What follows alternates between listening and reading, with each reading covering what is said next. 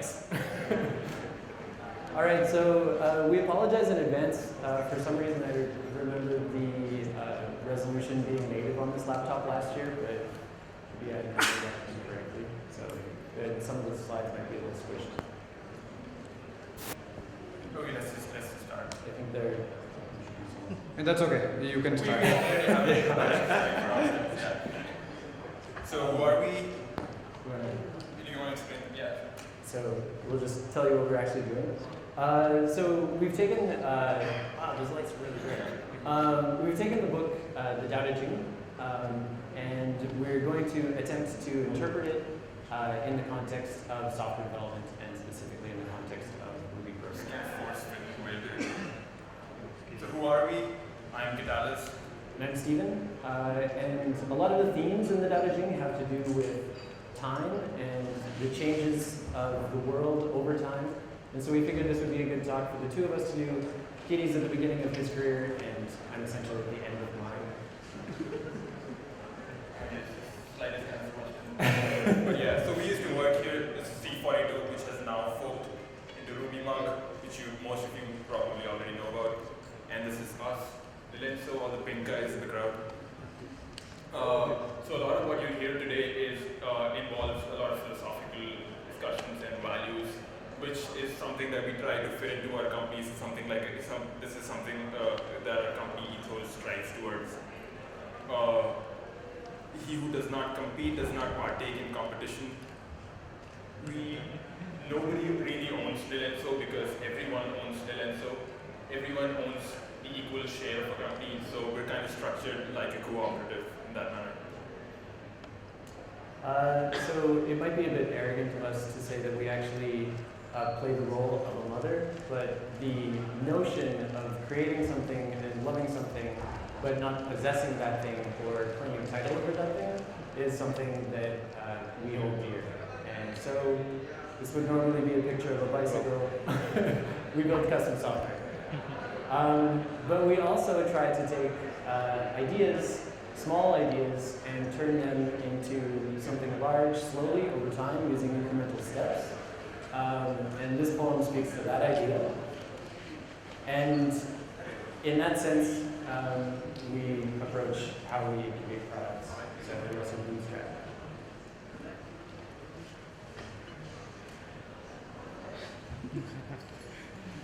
So what we're going to do here is go through these themes that we've picked up from the book, which are basically the naming, the last 4 themes that you see on these bullet points. We're going to first explain to you what the book is actually about. So what is the Tao Te Ching? It is an ancient Chinese book, a collection of 81 poems written by this guy called Lao Tzu, who is kind of cut off on this slide. He's riding a water buffalo in that picture. Supposedly exiled from China because he sort of disliked the state of affairs there. And so the story goes that he was stopped at the border at the gates by a gatekeeper and told to record all of his teachings and philosophies on a sheet of paper, which is basically what is known as the Tao Te Ching now. Which is kind of weird because he was also supposedly known to be an archivist and a librarian.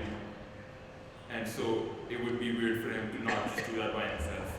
So this story is kind of... Probably not true. So as it turns out, the Tao Te Ching has a lot of parallels to what are known oral traditions in ancient China.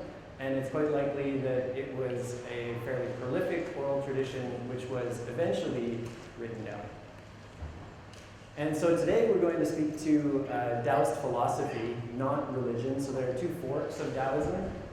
One is the philosophical side of things, which is the idea that nature has a perfect way about it, that the system of nature itself is perfect, and that humanity can learn to participate in that. So it's possible to become a perfect human being by being at one with nature. Taoist religion is a little weirder and involves magic potions and believing in things and stuff, and we're not going to talk about that today. Taoist writing employs a lot of these tools, specifically a lot of double entendre and paradox. And so some of the double entendre actually extends further once you start interpreting the poems. So many of the Tao Te Ching poems can be interpreted simultaneously as an individual who's meditating on an idea, as a family, as a politician, as an economist, and so today we're going to try and interpret those things as software developers. So, so this slide says essence or semen. This is the ancient Chinese character for both those things, and where it appears in the Tao Te Ching, it actually means both simultaneously, the essence, the internal essence of humanity, but also the literal word semen. Yeah, and sort of paradoxical poems like yield and overcome, and tautologies like those who lose their way are lost. And a lot of poetry as well. If you can read Chinese characters, this might seem a little poetic to you. And if you can't read Chinese characters, some of the translators like Victor H. Mayer have tried to incorporate the Chinese rhythmic cadence into a visual representation by using indentation and tabs and different types of spaces. Sorry. So I'm just going to try something really quickly here. I'm just going to refresh. Okay, doesn't help. I just thought maybe that would resize the pages. This is what we get for using HTML, I guess. So the Tao Te Ching is the second most translated book in the world, just behind the Bible. And as it stands, you can find 96 translations of the Tao Te Ching on Flipkart today. This is the first translation that I ever picked up. I picked it up 5 or 6 years ago in a used bookstore, mostly because it cost $3 or $4. And I'd heard of the Tao Te Ching before, but I didn't know what it was.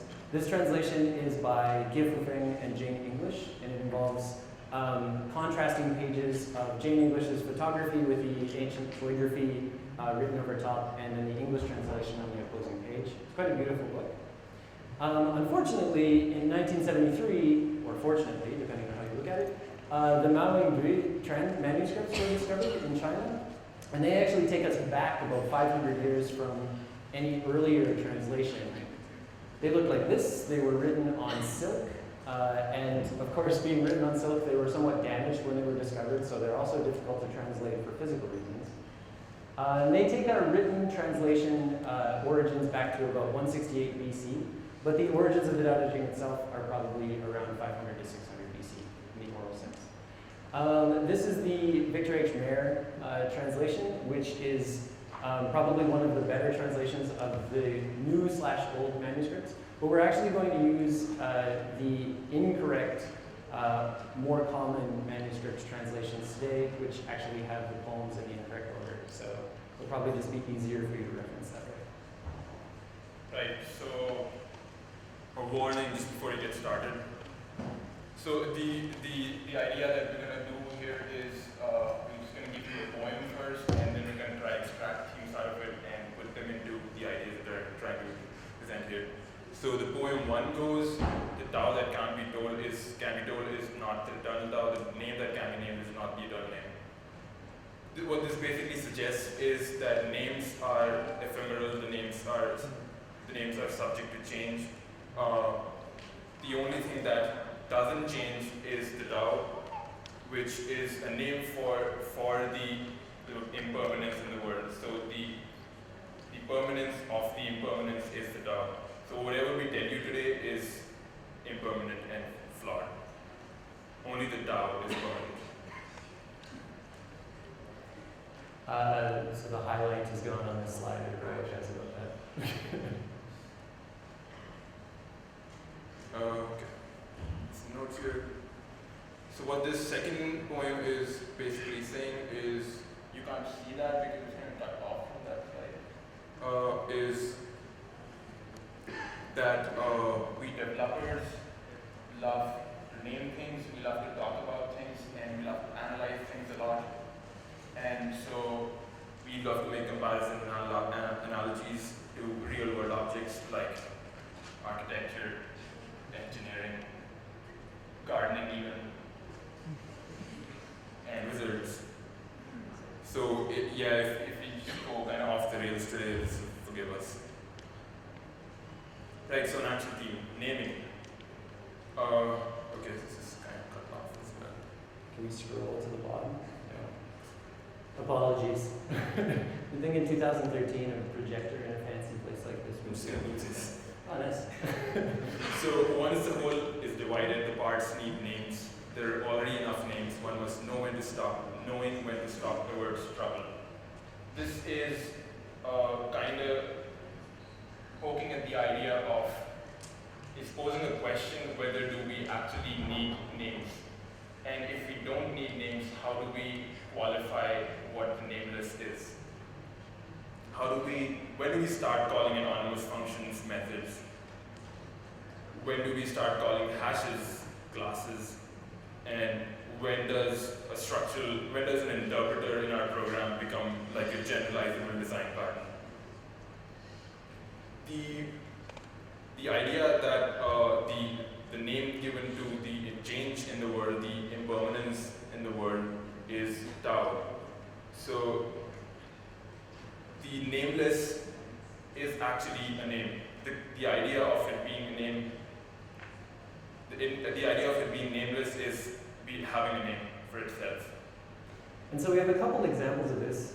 If you guys have ever read any Christopher Alexander, the original patterns guy, he has this notion of the quality with other name. And when he comes up with this, he walks through some other names that he attempts to label architecture and human construction with. And so some of these things are life and beauty, attempting to capture this idea. But eventually the name he chooses is that thing which is not named. And the second example is actually a short story about a coworker of mine. A few years back, when I was much younger, I worked with a fellow called Chris Stevenson, and we were consulting at a client, and he did a live code demonstration in front of maybe half this many people, which is quite a brave thing to do. And as he was refactoring some code and teaching TDD, he moved a parameter from the middle of a method signature to the beginning. And he said, I don't know why I feel like this is the first parameter of this method, it just is. He's like, who in the audience agrees with me? And all the senior developers are like, yeah, we agree with you. He's like, okay, so who can tell me why this is the first parameter? Nobody had a reason. Nobody had a name for that activity. It just was the right thing to do. And so that's another kind of nameless thing, but you could name that thing the first parameter theory or something if you wanted. So there are two hard problems in computer science. One of them being anonymously agreed upon is naming. And so here's an example of a difficult name. DBG became our way on one of the projects I was on a few years back of taking a value, printing it out, and returning it, which is a thing that we do all the time, right? And if you're just writing a throwaway script, you might capture it in a variable and puts it and then return that variable. Otherwise, you'll come up with something like this. But because we were working in a fairly large code base, we had difficulty finding a name which didn't conflict with other methods in an object, which was concise, so 3 characters is easy to type. It's also easy to grep for, so you don't accidentally commit your debugging statements into the source code repository.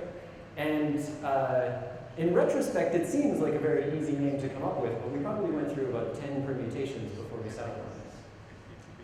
So here's an example of a silly name from that exact same code base.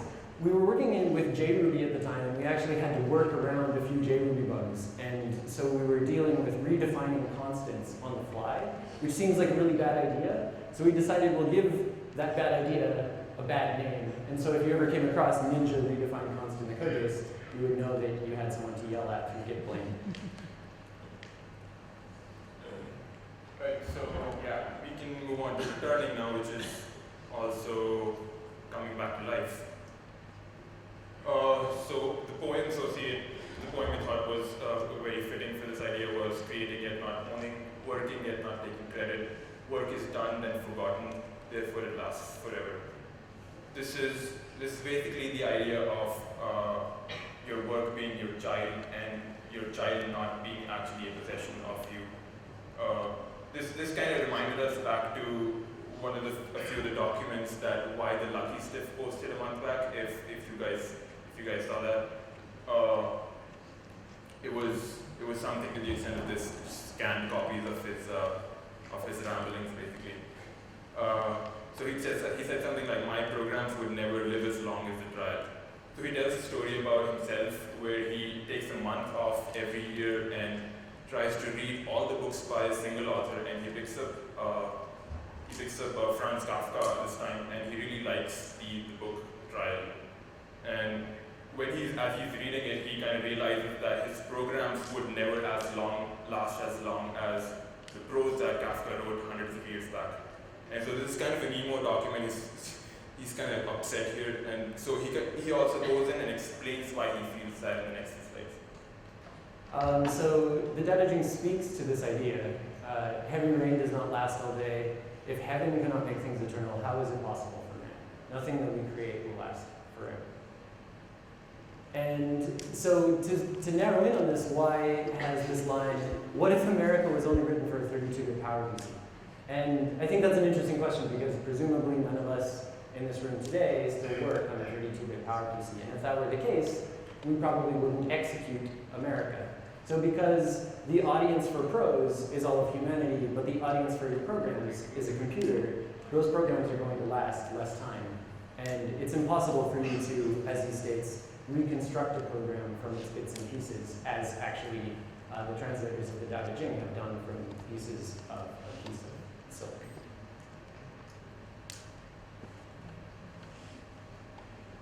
So when 13 says you should accept being unimportant, which kind of ties back to why the Lao Tzu was also feeling about himself. And it says that you should, if you exist, if evil only exists if you exist. And evil and you can feel loss because you can feel evil and ugliness, and you can contrast that with good in heaven, which is basically the duality of notion there is that you can see good in heaven, therefore you can see evil ugliness, and vice versa. So, therefore the sage goes about doing nothing, teaching no talking. The 10,000 things rise and fall without cease. This is an interesting video that you should watch that just kind of plays in that theme. Just kind of the decay of time lapse of the decay of fruits and give rise to plant. And so in that last slide, we attempted to take something which appears static, a bowl of fruit, and show that it is moving constantly over time if you take the opportunity to see that. And so because this is true, the Tao Te Ching states, do not claim titles or you will experience disaster. And in that, do not claim title over the things you've created, or anything, really, your possessions, even yourself. And that you should retire when your work is done, rather than holding on to the thing you've created. Right, so what we're going to do is we're going to show you a small program that we wrote last week, which is basically a monitor for all the objects that you create and destroy and all the methods that you call, basically a timeline of your runtime, a visualization of that in a nice manner. So I'm just going to put the terminal. So we've picked up camping. It's a small MVC framework. We picked up camping because it has a small objects. There's a small object space footprint, so it's just kind of easier to see what's going on. So what we're going to do is make a simple get request to an index page. What this script basically does is starts the camping server and starts recording all the object events that are happening.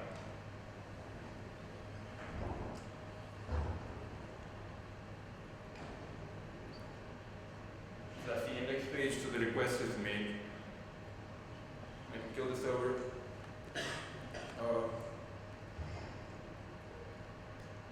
So what this does is generates an out.txt, which is basically a serial log of all the events that are happening. You see the objects being created, the born event for the HTTP response, and the controller index being created, and all that stuff. So what the other script does in var is it picks up this file and creates an animation out of this, which looks like this.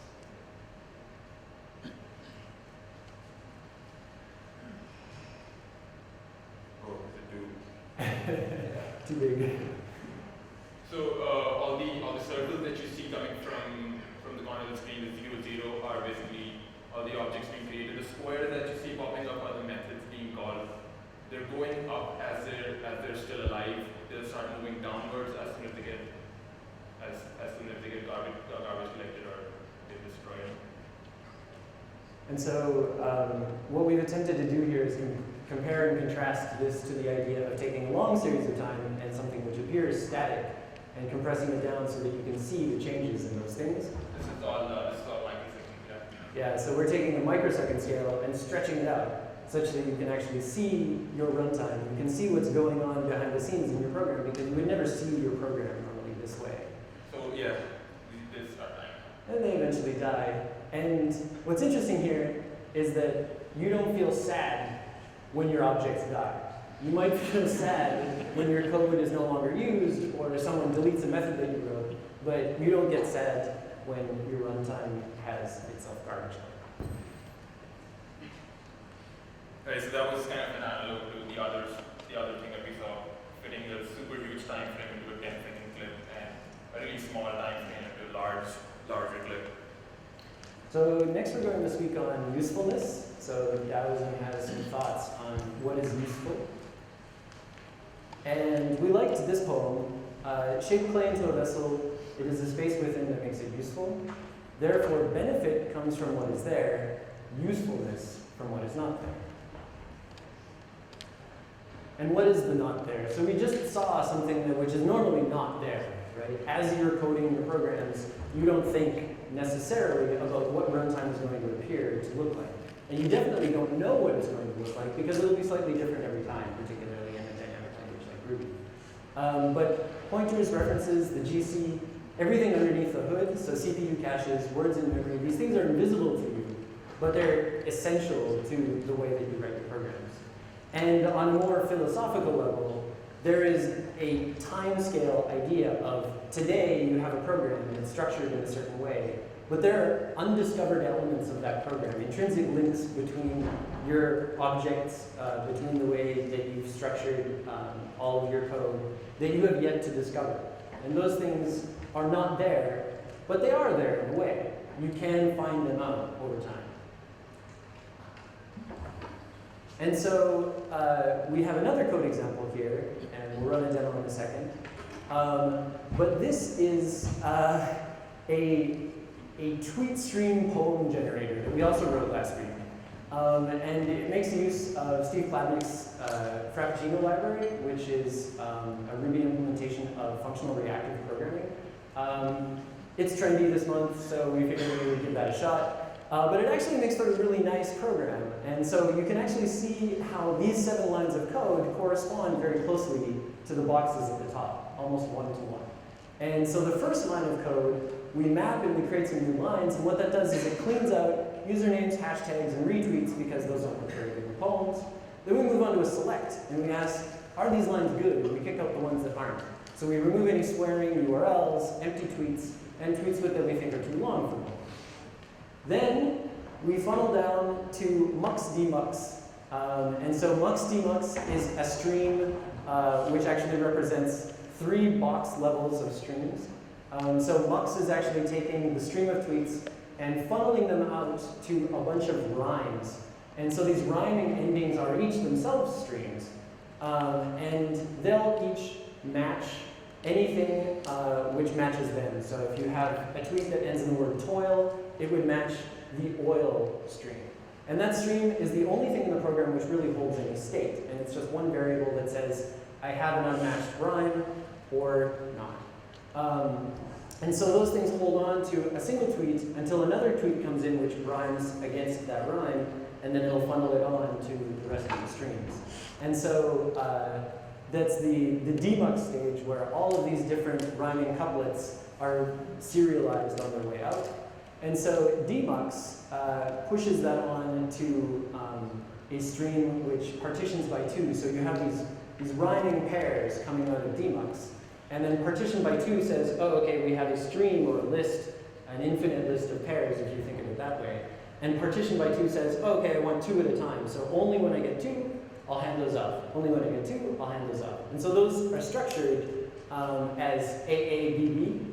And so then we then have a stanza object, which takes AABB and turns it into ABAB.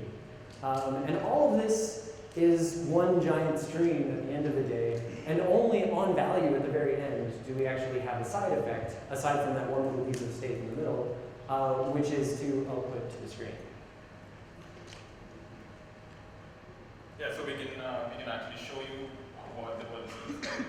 Just gonna have to tether our phone, I think, because we don't have internet. So you'll have to forgive us for having incorrectly sized slides, but also for attempting to do a demo during a conference where we require an internet connection.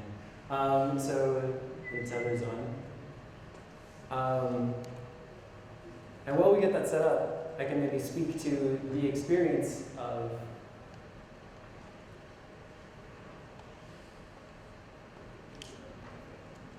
I don't know. Can we switch I turn into something small? Oh, yeah. What has the fewest menus in OS 10? What's that? System preferences never share.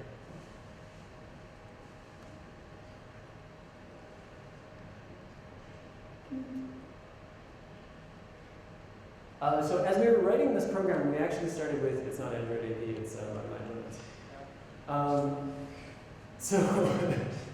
Simpsons references. So as we were writing this program, we actually started with an imperative style program first. We started with a program that had a lot of state and a lot of conditionals and explicit method calls. And what we found as we moved the program toward FRP, and again, this is another timeline, is that as we became a stream-oriented program or a slightly more functional program, that it was much easier to work with the program itself.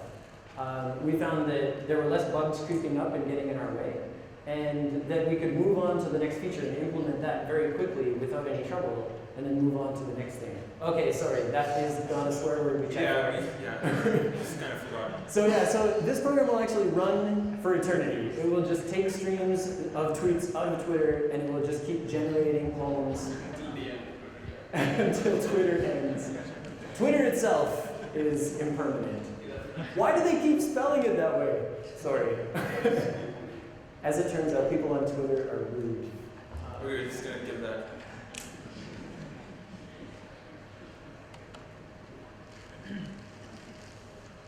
So there were some backup poems. Yeah, that was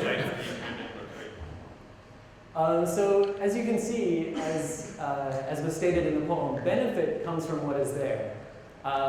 Local state is still necessary, right? We still need one variable, even though we've captured some of our state in streams. And we still have to write some code. It's not that we don't get to write zero code and somehow magic will create this program for us. It's not that you can have a pot with no clay and that will hold up any water. But the usefulness comes from what is not there, right? We found it easy to write the program because we didn't have any shared state, and it was easier to track down bugs if there were any. Our state changes were localized to a single object in a single stream, so it was very easy to see if we got that right or not. And conditionals were almost all but eliminated because those conditionals were now represented as functions and streams. And so now we'll move on to the notion of effortlessness, which in Taoism translates as wu wei. And so wu wei literally translates to non-action. But in the original Tao Te Ching, this character is written as wei wu wei, which is to say action without action, or effortless action. And so Taoists give a lot of credence to the elements of water, because water has no ambition. It just does whatever gravity tells it to. And they correlate this to the idea of watching your action in timing. So do not waste your effort at a time where it is not valuable. Only act at the correct times. Thus, a great tailor makes few cuts. A great tailor makes no cuts which are not valuable to him. A programmer writes no code which is not valuable to him. And so, a little more explicitly, the Tao Te Ching speaks to the notion of force and strength. And so if you were to counsel a ruler, if you were to counsel your tech lead or your architect on solving problems, don't do it with force. Don't muscle your way through a problem, because force is followed by a loss of strength, and a loss of strength is followed by an early end. You'll tire yourself out. And so how do we do that? We do that by stopping that violence. We do that by striving. We do that by stopping striving. We do that by not working late at nights, not spending too much time on the weekends. We use that effort to actually fix our tools so that we don't have to work for it again. We automate all the things that are possible. Yeah. So the next step to achieving effortlessness is to remove difficulties for yourself. So things which get in your way. And so our previous slide, speaking to why, might have seemed a little bit disparaging. We didn't mean to have it appear that way. But this is Y's take on a problem that many people have, or almost everyone who's a programmer has. And what he says is, to me, finding null is the epitome of why I struggled as a programmer. I am not natural at it, but I wanted very much to be. And I found no use for null. I never needed it, but it was always there. I kept pushing it down, painting it over, shutting it up, constantly checking for it, or you know. And I think that resonates with all of us, right? We've all had this problem, and in fact, John Carmack has this problem, right? I think we can all agree that John Carmack is a master programmer, but his team still has their greatest number of bugs caused by null issues. And so this is a tweet where he links to an article called Why Maybe is Better Than Null. For those who aren't familiar, maybe is the Haskell name for an idea of statically typed null checks. So you're forced to check for null. If you don't check for null, what you get moving around your program is a type of maybe. So you don't know if it has a value or not yet. And you need to execute it to actually extract the value of it. So Ruby doesn't have static typing, right? So we have to come up with another solution to this problem.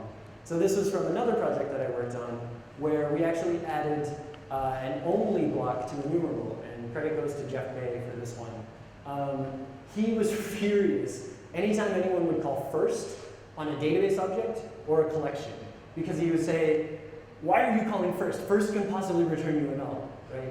That is ridiculous. You know you only want one object. Force yourself to get one object or throw an exception, right? If you get null from that thing, you already have a bug. You have a row in your database which is not existing that you expect it to exist. You are looking for something in a collection which isn't there that you're expecting to be there. Programs are deterministic. You should know this in advance. And if you don't know it now, find out, right? So there's some examples at the bottom there showing only can run with a block, without a block. But it actually became a very useful tool in that system. It was a fairly large system and complex.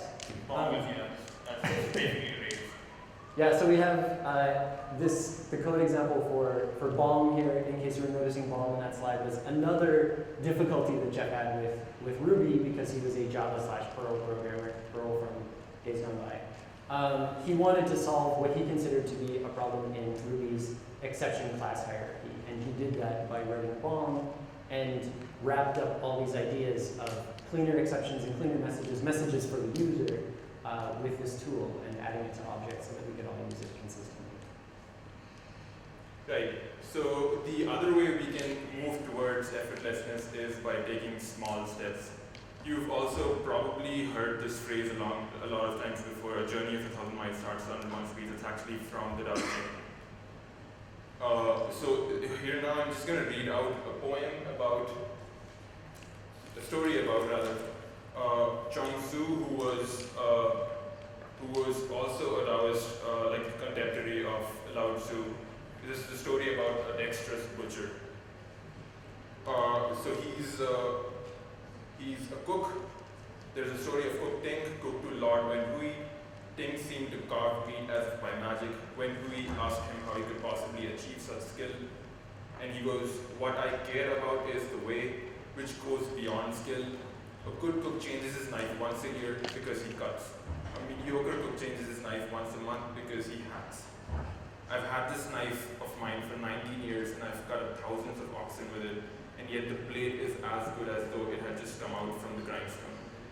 There are spaces between the joints and the blade of the knife has really no thickness. If you insert what has no thickness into such spaces, then there's plenty of room, more than enough for the blade to play about. However, when I come to a complicated place, I size up the difficulties, tell myself to watch out and be careful, keep my eyes on what I'm doing, work very slowly, and move the knife with the greatest subtlety until slop. The whole thing comes apart like a clod of earth crumbling to the ground. I stand there, holding the knife and look all around me, completely satisfied and reluctant to move on. And then I wipe off the knife and put it away. So that kind of leads into the older point that we had, which was about working towards effortlessness and watching the timing and having a meaningful practice routine for yourself. So we're just going to show you a series of videos by Alan Kay, who's actually showing you another video of a tennis instructor instructing a person called Molly, who's a really newbie to tennis. And so, yeah.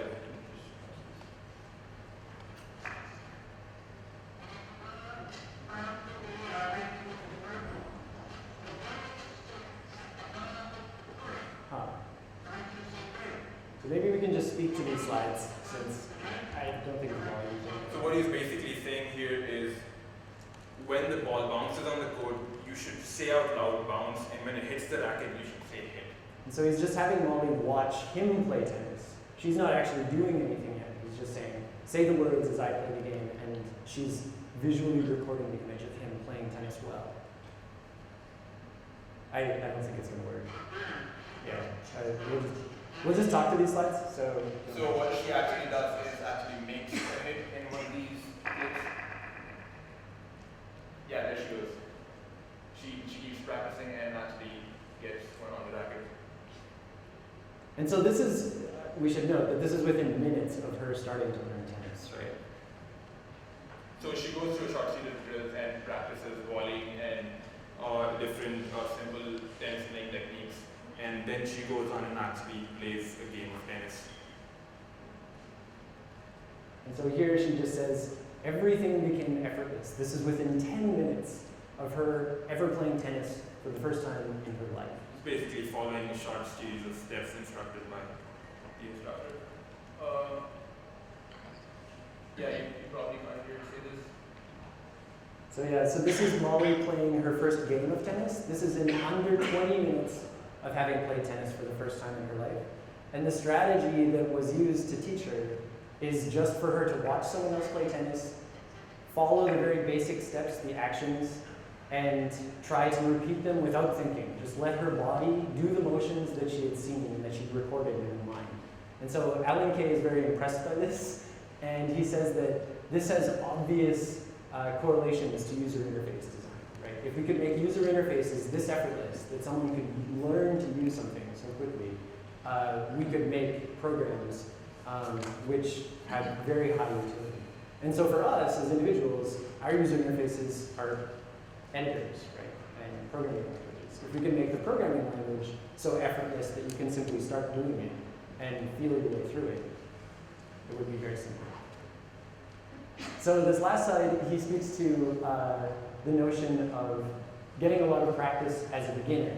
And so this is a problem with learning tennis, right? Is he says, you get a lot of practice running around chasing the ball, but you don't get a lot of practice hitting the ball.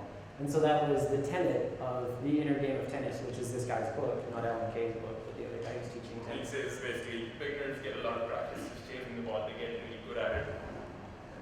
And so what he forces is for you to hit the ball instead. Hit the ball repeatedly so you get very good at that, and it becomes natural. So what is our equivalent to chasing the ball? When are we chasing the ball? When we ignore structural duplication in our code, and we do this on a daily basis unless you work in a program that has no structural duplication whatsoever. When we choose to put that off because we think it's more important to get work done now. When we run puts in large loops, possibly even an entire click-through of our application at the highest level, so executing the entire program and debugging things because we're trying to figure things out. Or equivalently, debugging state. Right? So the alternative to puts is to work in smaller pieces, to work in IRB, to test drive your code. Debugging state, the alternative to working in a debugger and watching your state change is to not have state change at all. Right? to come up with an immutable solution, to come up with a solution that moves that problem away from you and eliminates the difficulty. And so we'd like to close by saying we wish you wu wei, appreciation, comfort, and good luck. And of course, fun. Everything that we've referenced here is available in the bibliography. You can take a look at our 2 code examples. And there's also a nice reference of all the Tao poems that we use on that link up there. oh yeah, that's true. We actually use that a lot. It's searchable and it gives you all some 15 different